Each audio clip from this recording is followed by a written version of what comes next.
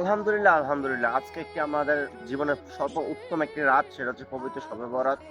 আল্লাহ তাআলার আগে সবার আগে শুকরিয়া আদায় করা দরকার। কারণ আজকে আমাকে আপনাকে এই শবে বরাতের রাত আল্লাহ আরেকটি দিয়েছে। তার জন্য আল্লাহ তাআলার লাখো কোটি শুকরিয়া আদায় করছি। আমি বিশেষ করে সকল মুমিন ভাইদেরকে বলবো, ভাই আমার কোনদিন ঘুমান। দয়া করে আজকে রাত্রে ঘুমাবেন না। আজকে রাত্রে আল্লাহ ইবাদতে পড়ে যান।